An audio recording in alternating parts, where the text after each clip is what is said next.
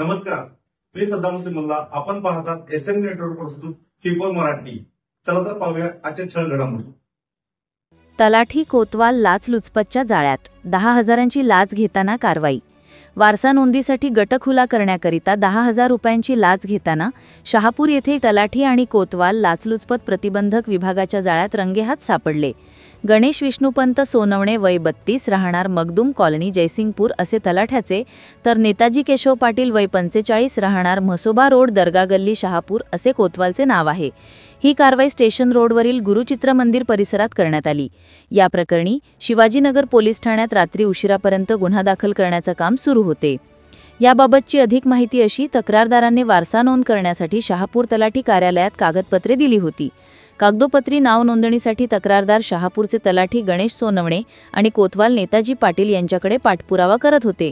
या नोंदीकरिता गट नंबर 729 हा ब्लॉक असलेला गट खुला करण्यासाठी कोतवाल पाटील याने तलाठी सोनवणे यांच्यासाठी 25,000 रुपये लाचेची मागणी केली होती. तलाठी कोतवालच्या घरांची झडती. लाचलुचपत प्रतिबंधक विभागाच्या कारवाईनंतर तलाठी सोनवणे आणि कोतवाल पाटील या दोघांच्याही घरांची झडाझडती घेतल्याचं सांगण्यात आले. दोघाही संशयितांना शिवाजीनगर पोलीस ठाण्यात आणल्यानंतर हातकणंगले आणि शिरोळ तालुक्यातील गावातील तलाठी आणि संघटनेच्या पदाधिकाऱ्यांनी पोलीस ठाण्याच्या आवारात गर्दी केली होती. तडजोडी अंती तक्रारदाराने सुरुवातीला 10,000 रुपये आणि काम झाल्यानंतर उर्वरित रक्कम देण्याचे ठरले होते. तर लाच मागितल्याबद्दल तक्रारदाराने लाचलुचपत प्रतिबंधक विभागाच्या पोर्टलवर 3 नोव्हेंबर रोजी तक्रार नोंदवली होती.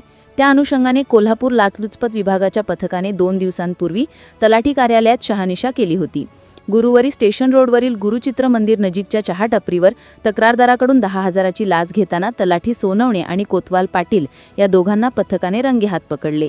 लाचलुचपत प्रतिबंधक विभागाच्या उपअधीक्षक वैष्णवी पाटील यांच्या मार्गदर्शनाखाली केलेल्या या कारवाईत पोलीस निरीक्षक राजेंद्र सानप, सुधील पाटील, कृष्णा पाटील, प्रकाश चौगुले सहभागी झाले होते.